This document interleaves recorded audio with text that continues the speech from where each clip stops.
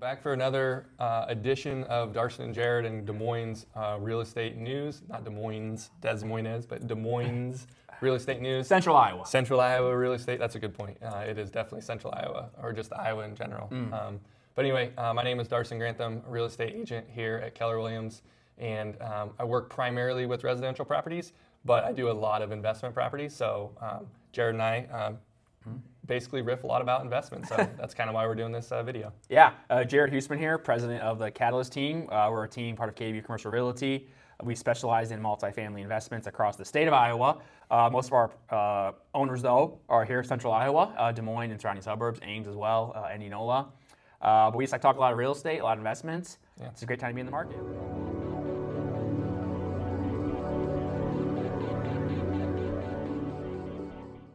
So I guess we kind of start off the segment with just real estate news. What's going on? What are you seeing out there, Jared? Yeah, so right now I think the biggest thing we've been seeing is inflation still continues to be the biggest theme, biggest threat. I saw an article yesterday saying Bank of America was predicting 7 rate hikes this year. I don't think that's going to be the case personally. I think we're going to have at least 2 or 3. But how the Fed continues to pull back on their rates right now. The biggest thing I've been hearing in the last week is financing quotes. I've had a lot of lenders be quoting now in the 4.15, 4.25 rate for a 10-year money. We can go. Actually, we're going to talk about this subject of what money looks like, commercial, residential, different terms. But we're seeing some rates go up. We're seeing the rates hike up, and the interesting thing will be how that affects cap rates and values for the commercial real estate. Yep, and rates going up. I mean, I had the duplexes I mentioned last week. I had a buyer come to me and just say, hey, I want to put an offer in on these because I know that the price isn't fantastic right now, but with rates going up, it's not going to get any better. And it was a pretty simple process. He's like, I've got money to distribute and let's do it. So who knows if they'll end up selling, but that is a real life example of someone who's like, because interest rates, we're putting an offer in on 3 duplexes. So. And I think the reason we can talk about another subject as well. The reason that so many investors follow interest rates and follow what lending is because they're trying to maximize their return on investment. So they're trying to buy low and then buy an investment that will cover that debt. And this is the thing they call arbitrage. We're not going to get into it this time. It's a little deeper conversation. It's a really good one, though. We've had it. It was the first time. Jared has explained it to me the first time. And the arbitrage world and how those numbers exponentially get larger, it's super fascinating. Yeah, we can go to arbitrage later, but this is why so many investors look at what a cap rate is and what the average cap rate per property is, whether it's multifamily, houses, commercial, and they look at lending. And this is why interest rates typically can affect, over the long term, values of investment property so much. Yep. So, and even on the single family, right? Like, what is it? A $300,000 house with an interest rate of 1% higher is now a $250,000 house. Like, there's actual lossage in purchasing power when your interest rate goes up. There's definitely like an equilibrium there, and you can work through that. So if you are looking at, and then also just rate locks is one thing I'll talk about too, just real quick because we're on this topic, is if you're thinking about putting an offer in a property where you already have one, make sure you have a rate lock set up so that the bank doesn't tell you, hey, your rate's going up by the time closing happens, or you have to pay to lock that rate in for another 30 days. We have a single family, just a normal single family on the south side of Des Moines that had some lien issues, and because basically it's been under contract for 90 days, the buyer had to pay for a rate lock. Well, we actually asked the seller to pay for that rate lock because it's their fault that the property is not closing. So, sure. I think this actually ties into the theme we were going to talk about today a little bit, so let's just dive into it. Yeah. So, today we're going to talk about financing, just the different types of financing between commercial, residential, and not necessarily the deep details, because each one of these could have its own segment, but a high level, how to go about and think about each type of financing. Right. And let's also dive into the big fact, the difference between commercial and residential is that in residential, typically you have a pre-approval letter of some kind first. You go to lending first, and then you go find a property. Where with commercial, it's opposite. You find the property first, then you get lending second. Yep. So if you're not used to that term right away, get used to that commercial. If you go to any lender, you can meet lenders all day long that are commercial, and they'll meet with you happily, but they will not talk to you about any kind of financing terms until you have a property under contract or you're specifically looking at one. They're always going to ask, what property do you have in mind? Yeah, and so that was something new to me when I have sold a couple commercial deals as buyers, not listed them, but as buyers or representing buyers, and it was one of the things that I was thrown off is where's their pre-approval letter, right? And the commercial lender's like, there's no pre-approval. We need the deal. We need a contract done before pre-approval happens. Sure. And I shouldn't say bad, listing agents that don't understand how commercial lending works will ask for a pre-approval letter when in reality there isn't going to be one. Right. And one of the things that drives me nuts, and I've learned it now, but there's just a lot of residential agents that'll list 5, 6, 7, 10 plexes, right, that don't know the lingo of commercial. So. And this is a whole other topic we can get into later on, but the reason that's so different is because when you understand how loans are done, most residential loans are packaged and sold off to the secondary market. They're sold to big banks, they're sold to hedge funds, they're sold to Fannie Mae, the government who will service those loans. Commercial loans typically are held in-house. That bank will have that loan for the life of that loan, whatever that may be.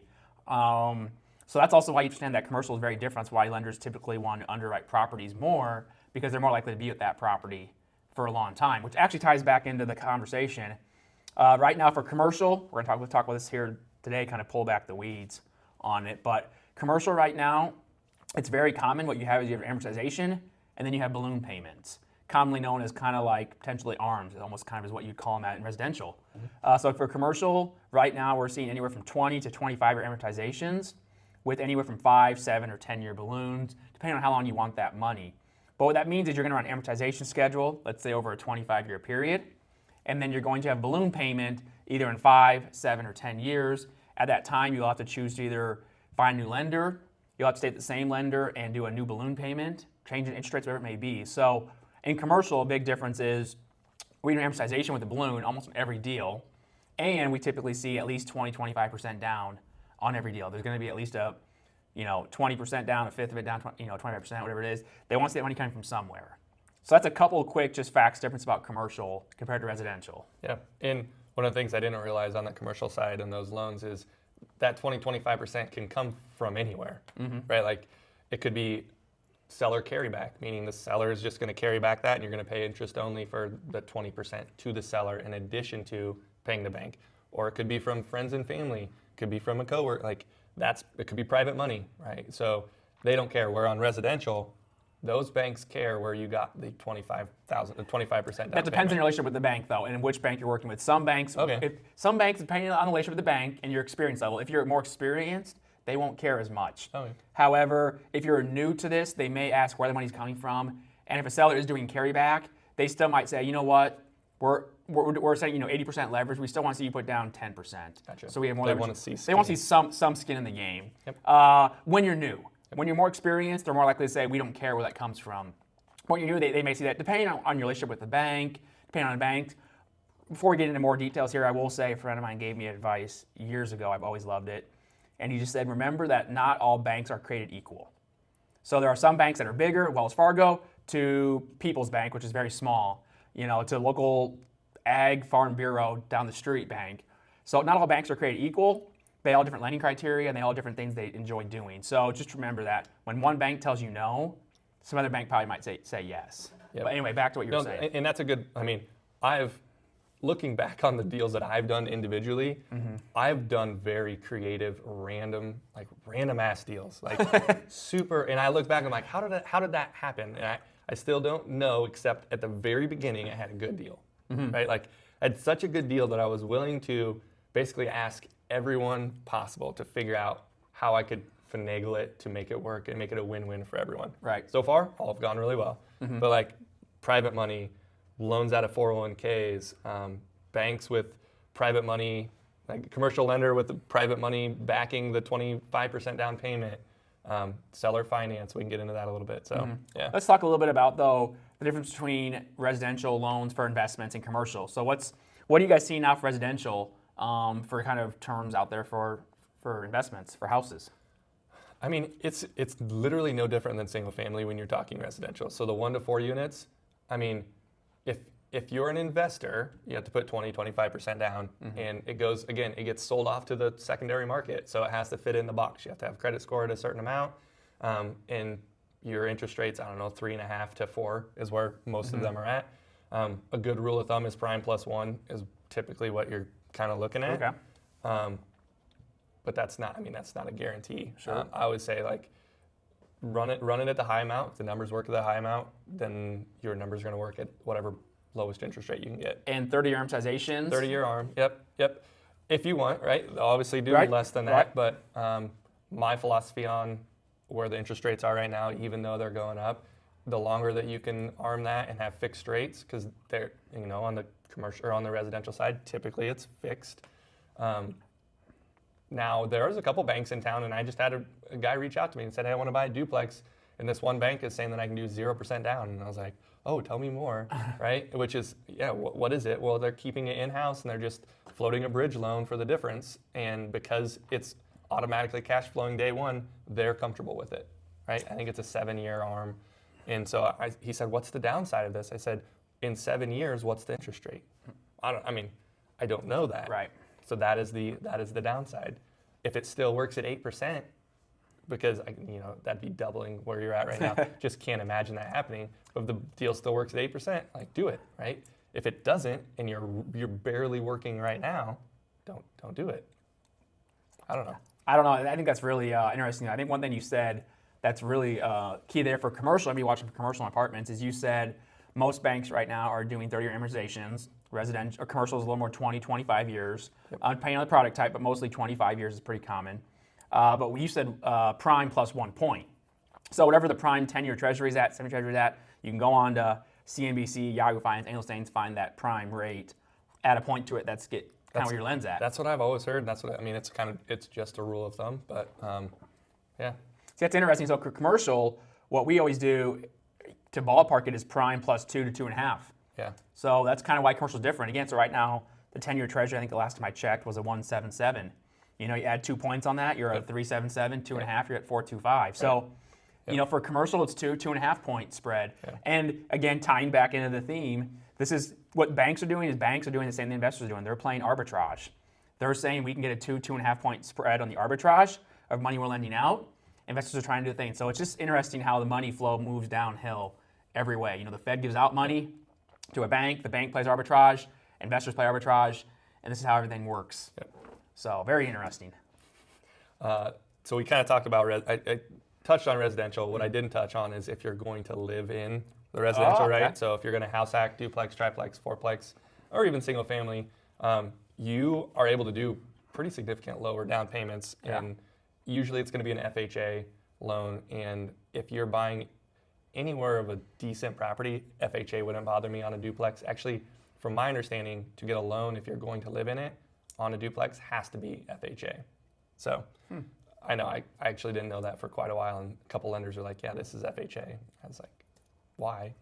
So Okay. It has to be. So it's just how duplexes work. But yeah. I think tying into that as well, then I'll say for commercials, we've hit this both from kind of an investment standpoint. What I will say is that if you are looking at commercial apartments or even buildings in general, and you're a business who wants to buy that building, the lending is very different. So right now, banks are going to want 80, 85% down, or 80% loan to value, 20% down, 25% down, 75% LTV loan to value. But if you are a business looking to buy a building to put your own business out of, very different. You're talking more like a 90% loan to value, 10% down. So very, very different. And just for anybody out there in layman's terms, if we ever say LTV, that means loan to value. Simple nutshells, if you're buying a house for $100,000, the bank will give you 90% loan to value, $90,000 on $100,000 invested, 80% LTV, $80,000, $100,000. So if we ever hear LTV, it's loan to value. Another common one used for lending is the DSR rate, debt service ratio, or DSCR, debt service coverage ratio, which is usually banks like to see a 1.2 to 1.25. What that means is for every income dollar brought in, it has to have 1.25% of debt. So for example, if you bring $1.25 of net income on a property, you'll have $1 of debt and 25% profit. Yep. That's just a basic rule of thumb here, but that's what the DSR is. So you can usually take a property and boil it down to net income, come with a number, take that divided by your debt payment, whatever it may be, and get to a 1.25 DSR, 1.2. This is really important when you understand lending, because if you have an amortization schedule of 15 years, your payments are a lot higher, your DSR goes out of whack, doesn't work. If you push that 15-year out to a 30-year for like residential, your DSR now falls in line and now you become bankable. So understanding how DSR and LTV works is really important for investors. The more you understand how banks work and how to talk their language, the more likely you're going to get deals done and have investments done. That's what I was going to say, is talk their language. So understand what those terms are and say, hey, banker, I've got a 1.3 DSCR, like, let's do this deal. I mean, I've got a banker that said, you bring me 125 all day long and it's a deal. Done. If you can prove it, right? So. Yeah, and I think that's the key, is that a lot of investors, I think the more successful investors I've seen become successful is they understand how banks work, and understanding how banking works allows them to pitch the deal better. So like one thing we were talking about before we got started here was recourse. So one thing we see a lot here in Iowa, and almost any credit union, any bank is going to want recourse. They want personal guarantees on all their debt. Meaning they can come after you personally, not just the property. Yes, exactly. They come for anything. So if you own 3 properties and you default on one, they can take all 3. Yep. If you own a car, they can take your car. They want personal guarantees on everything you own. So what's really common, especially as you move into some bigger realms, the commercial as well, is a thing called non-recourse debt. If you've never heard of it, non-recourse debt means the banker, the lender, can only take the property and not come after you personally for it. Yep. And most lenders in Iowa don't do non-recourse. They do full recourse, right? Yep. Yeah. When I talk to lenders, I don't know if I've ever had one that has said, in Iowa or in Des Moines, is said that they have a non-recourse option. Right. Not that they're going to give the loan based on only your credit score, because the deal has to work. That's what I've seen most commercial bankers work. But they still want you to be responsible. Right. Yeah. And one thing I talked about too, this comes back to talking to bankers' language. I was mentioning this to a client over the weekend. We were talking about this. Is a couple things. Not saying you can't get non-recourse, but if you are going to get non-recourse, things are going to happen is the bank's going to look at that deal even more closely, because now they're laying only on the deal itself. Second, you're probably going to have a higher interest rate. They're probably going to want, they're not going to give you the best rate because it's more risky for them to take back it, so they need to make some more money. But back to talking their language, is if you ever have a lender that won't give you non-recourse, maybe meet them halfway. Ask for step-down recourse or a partial recourse. And what that looks like, just as an example, let's say you've got $1 million property and you do a 25 amortization and a 10-year balloon. So 10 years, you're going to owe that money back. You can give that banker full recourse year 1, but just state to that banker, I'd like a 10% reduction in my recourse for the 10 years. So after 10 years, you have no more recourse on that property when the debt comes due.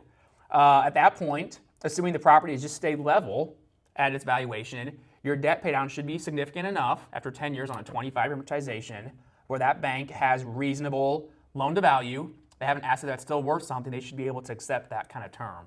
So this is why it's important to understand lending and banking, because if you can have that conversation with the bank, then you could potentially get non-recourse loans. And now, like you mentioned that duplex earlier, the risk is if it goes up to 8% in 7 years. Well, if you have non-recourse and that debt's paid down, you really have no risk in it then, because if rates have gone up, that's on the bank. Yep. That's on them to worry about, not yourself. Yep. So my struggle with asking for recourse, my struggle with asking for recourse from the bank is that it feels like you're not confident in the deal. Mm-hmm. You know what I mean? Like they're saying, it's like you saying, hey, I want to buy this deal, but I don't want any responsibility for it. Right. Right. And so what's the and listen to a lot of podcasts, everyone wants non-recourse deals. Right. Look, what's the advantage to the bank to give you a non-recourse deal? It's not. That's the whole point. There's none. No. So no, there's absolutely none. This is why I remember 2 of 3 or 4 of my mentors over the years have always told me, do non-recourse, do non-recourse. I ask them why. And they say it really makes the bank your partner. Because now the bank's looking at it going, what if things go wrong? How do we work with this person to make the thing go right? When you have full recourse, the bank just says, if this deal goes bad, we're taking everything from you. We don't care. So when you make non-recourse, it makes that bank step up and actually underwrite the deal more effectively. So non-recourse has everything to benefit the client, nothing to benefit the bank. That's why most banks don't like it, because they have the money and they want to always keep it. It's just what it is. Warren Buffett rule. It's what it is. Don't lose money. Yeah, and that's how the banks look at it. So again, learn the banker's language. Like I've said, if the bank comes to you and says that they want full recourse, then understand how to negotiate with them. How to understand, I ask for maybe not non-recourse, but ask for a step down in recourse or a limited recourse, especially if you're an experienced investor. Now, if you're a new investor, just going to be full out there, you're probably going to have recourse in your first couple deals. Like it's just you're not going to get around it. You're going to have recourse. But if you've got a couple, you can start asking for it. The biggest thing I will caution, we talked about this a few weeks ago, if you're ever doing syndications or partnerships, be very careful on the recourse levels. Yeah. Because it's easy for me to say I'll do recourse by myself on a deal, but if Darson and I get the other 3 of our buddies and 5 of us all partner up, and we all 5 have recourse, and Darson's managing the deal, and Darson does a bad job and kicks town and leaves, all of a sudden that bank can go after all 5 of us for all of our assets for one property.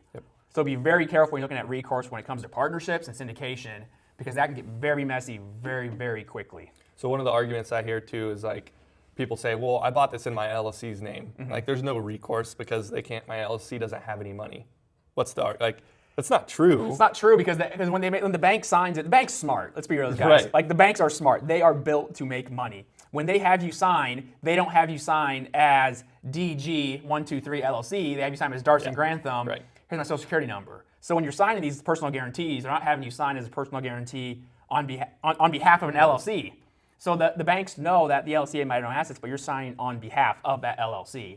So at that point, you've totally eliminated the point of protecting yourself from it.